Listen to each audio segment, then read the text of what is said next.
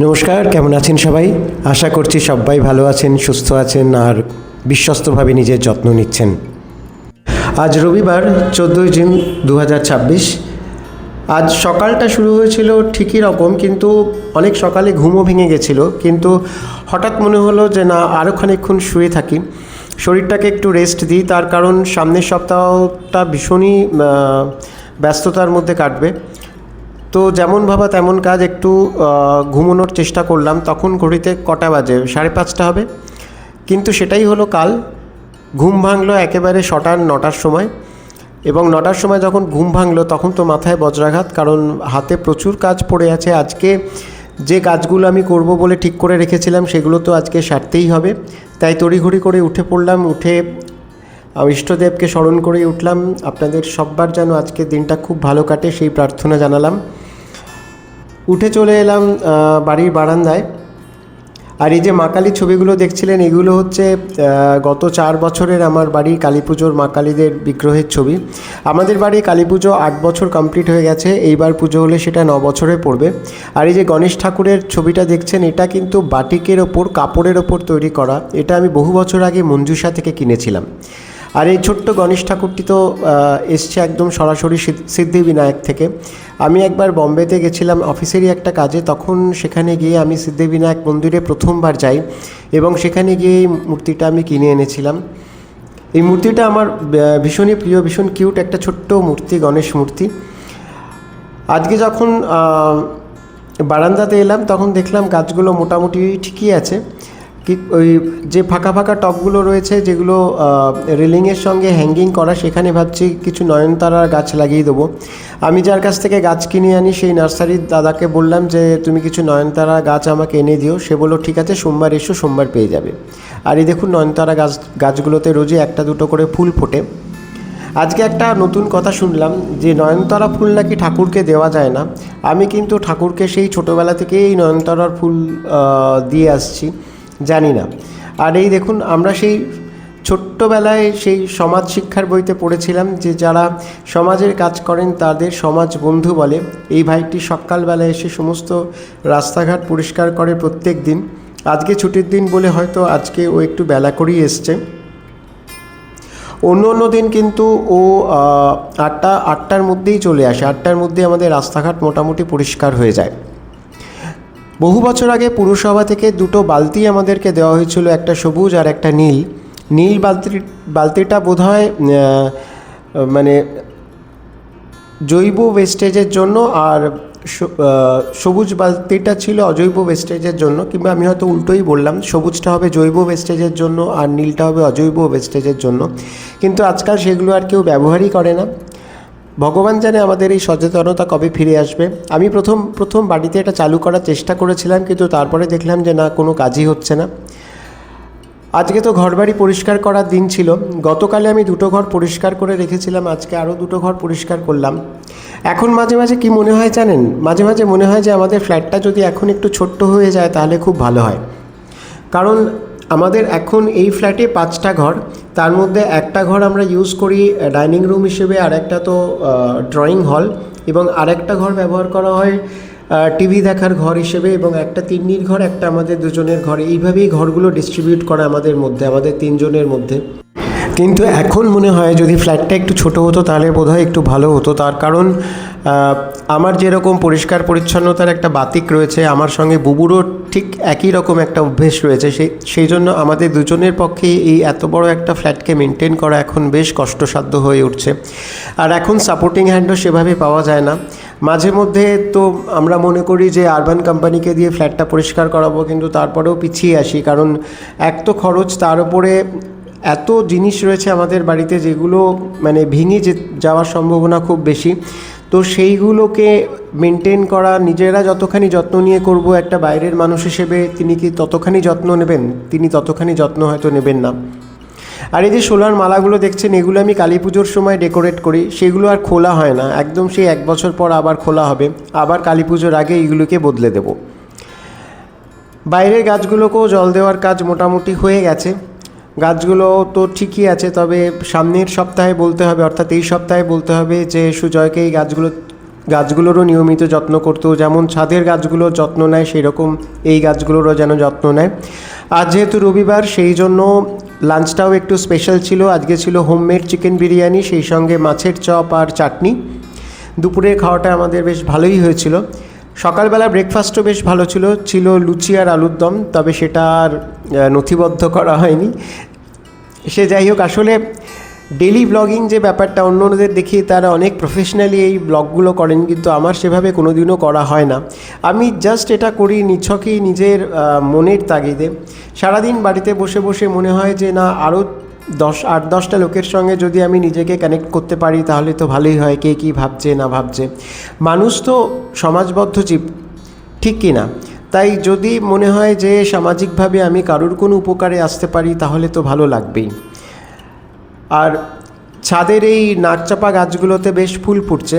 আমি সোশ্যাল মিডিয়াতেই দেখলাম এই ফুলগুলোকে নাকচম্পা বলে বা নাকচাপা বলে, কিন্তু আমি এগুলোকে কাঠচাপা বলেই জানতাম। আমার ছাদে 3 ধরনের এই ফুল আছে, একটা একটু ঈষৎ লালচে, একটা একদম সাদা, একটা ঈষৎ একটু হলদে। এই গাছটাতে যেমন একটু ঈষৎ লালচে ফুল ফোটে, এই গাছটাতেও লালচে ফুল ফোটে, আর ঈষৎ হলদে একটা ফুল ফোটে এই গাছটাতে। এই গাছটাতে বেশ কিছুদিন আগে অনেক ফুল এসেছিল, কিন্তু এখন আর সেরকম ফুল আসছে না। কাঞ্চন গাছটাতেও রোজ 1-2 করে ফুল ফোটে, কিন্তু এই পেয়ারা গাছটাতে এই বছর একটাও পেয়ারা এলো না। কেন এলো না কে জানে। সুজয় তো বেশ ভালো করেই এটাকে ট্রিম করে দিয়েছিল পেয়ারার ফুল আসার আগে, কিন্তু তা সত্ত্বেও এটাতে এই বছর কোনো পেয়ারা আসেনি। আর এই যে লম্বা বেডটাতে যে 3-4টে জবা ফুলের গাছ আছে, এগুলো তো আশানুরূপ ফুল আসছে না। এগুলোর একটুখানি ব্যবস্থা করতে হবে, অর্থাৎ একটুখানি সার দিয়ে একটুখানি যত্ন, স্পেশাল যত্ন করতে হবে। সন্ধ্যাবেলায় চলে এলাম ঠাকুর ঘরে, ঠাকুরকে সন্ধ্যা প্রদীপ দিলাম। আজকে আর দুপুরবেলা যখন ঠাকুরকে নিত্য সেবা করি তখন আর আপনাদের জন্য সেই ক্লিপিংসটা আমি তুলে রাখতে পারিনি। বিকেলবেলা একটু বেরিয়েছিলাম, প্রচণ্ড গরমে বাড়ির মধ্যে থাকতেও ইচ্ছে করছিল না, আর টিভি খুললেই তো সেই একই খবর। কোথায় মানে বিদ্রোহ করছে, কোথায় বিদ্রোহ হচ্ছে, কোথাও ধরা পড়ছে লোকজন চুরি করার জন্য, কোথাও আবার জেরা করা হচ্ছে। তো সেই সব ছেড়ে একটু বেরিয়েছিলাম, হাঁটতে হাঁটতে চলে এসেছিলাম এই পার্কটার কাছে। এই পার্কটা হচ্ছে হরিশ মুখার্জি রোডের ওপরে, এটা হরিশ পার্ক। এখানে দেখুন ছেলেমেয়েরা কী সুন্দর খেলাধুলো করছে।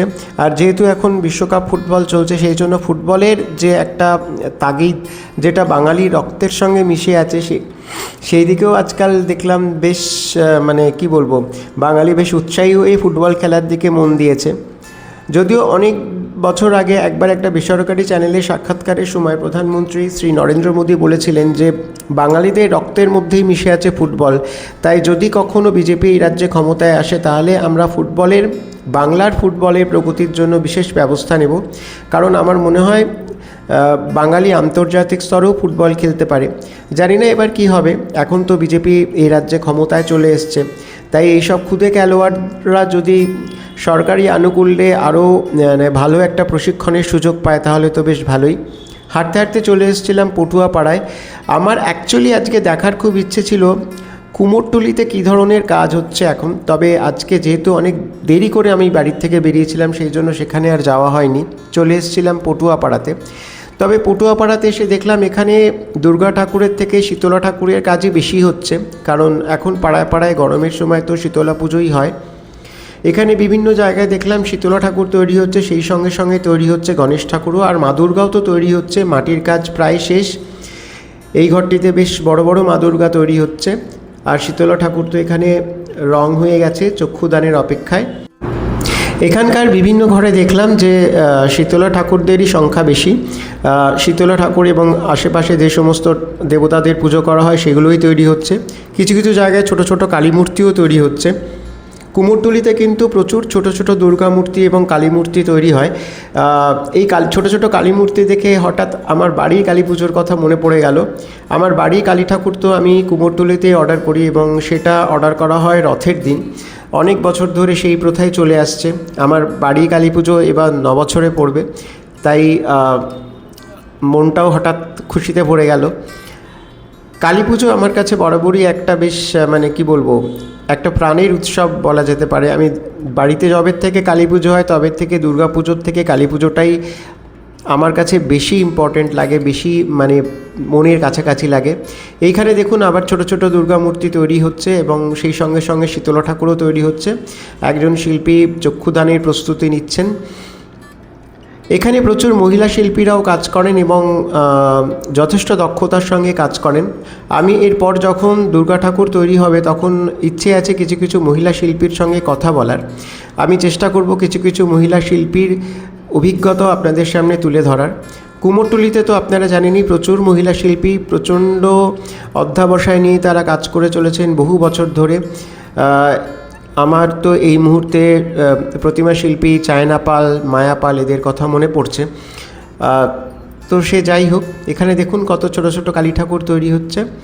আর একজন শিল্পীকে দেখলাম এখানে ছোট ছোট কালী মূর্তিতে মাটির কাজ করছেন।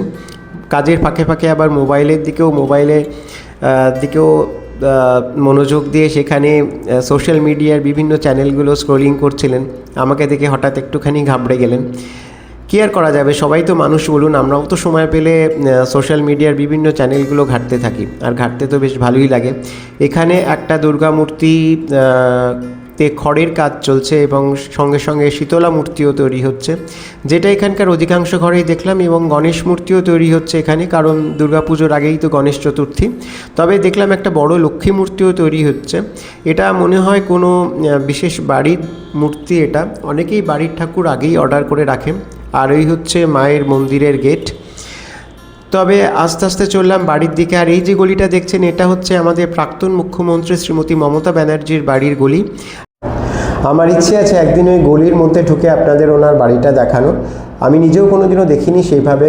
আগে আমাদের বাড়ির ঠাকুর ওনার বাড়ির কাছেই একটা ঘাটে, গঙ্গার একটা ঘাটে, আদি গঙ্গার একটা ঘাটে বিসর্জন দেওয়া হতো।